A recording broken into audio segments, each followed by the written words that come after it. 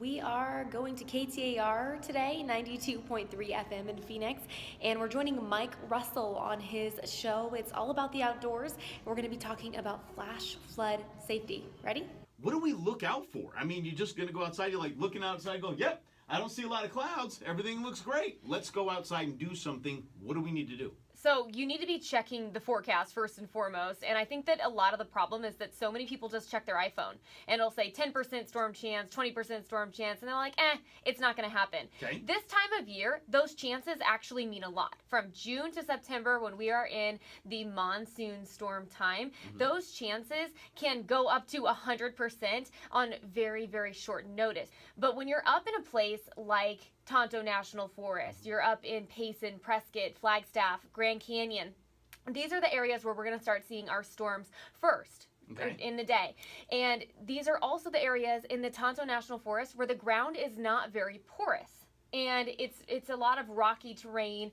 There's a lot of mountain terrain that is not going to absorb water very well. And a lot of it is on a slope. Plus, in this area, our understanding is that there was a burn scar there. And so these are all areas where you're going to see significant flooding because of the circumstances. So one of the things that I looked at was last week when I was forecasting how much rain was there to the north of this area. So I looked at where the Verde River was flowing through to the north in Cottonwood. They got almost an inch of rain in just a matter of a couple of hours. Okay, and that doesn't sound like a lot. I think to the normal folks that aren't a forecaster like you, it just sounds, it's an inch of rain, and no big deal. What really does that mean?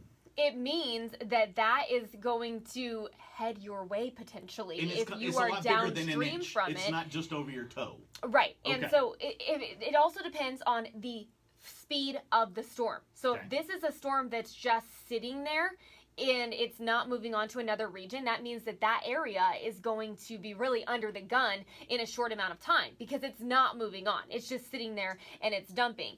And so what you need to be paying attention to when you're going out to a river or a lake or a swimming hole like this, you need to look at the surrounding skies. And you need to be looking at not just the forecast for you, but the areas upstream. Okay. Because you could, in this situation where this tragedy happened, they did get some thunder rolling through. They could see that there was a storm happening, but there could be a scenario where you could just have sprinkles over you. You could have blue skies over you, and to your north, to your northeast, you could have a thunderstorm, and you could end up being hurt or killed by a flash flood, not because of what's happening where you are, but because of what's happening in the distance. Okay, an understanding. Right, I know. I'd like everyone to have a topography map and be looking at where you are and where the rivers are. But definitely be looking at what's going on around you. And this isn't a bad idea, Mike. Just get in the habit when you go to a lake or a river. Where would I go? Say a storm broke out right now. Think in your head, where would I go? Talk to your kids about it. Make a plan because flash floods happen so quickly. And that's what we saw from this. And you need to just get in the habit of, as soon as you get to wherever you're going to be hanging out, think to yourself, what's my plan?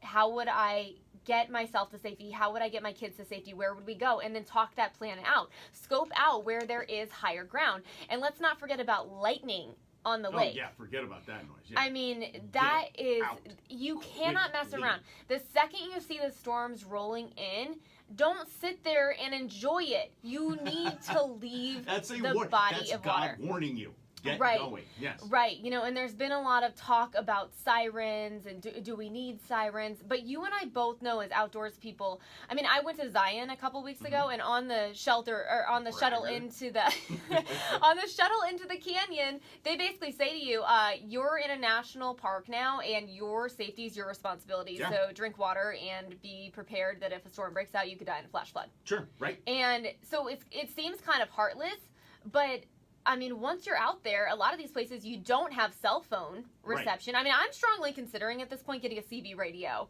so that I could... Like a sat phone or something. I mean, because you really are on your own. Sure. And it's the pros and cons, right? The beauty is that you go to these places to get away, but you're really in trouble if you're not prepared. So the best way is to really just avoid getting yourself in these situations. And I also like to tell people, when you're on a river or a lake, keep track of where you are as you're on the river, as you're on the lake, and especially if you have children, be keeping track of where you're going so that if you end up needing help, you know what to tell people. And always tell your friends and family where you're going. One of the things I do when I hike alone, and this could be a good idea for anybody, no matter what you're doing outside, you take a selfie of yourself in what you're wearing, what you look like that day, nice move. What hat you have on, what jacket you have on, and you send it to a family member. Great so idea. that if you go missing, this is what she last looked like. Exactly. Wow. Thank you so much for helping us out. We really appreciate it. Well, I hope that people pay attention to this information and we can save some lives. And next time,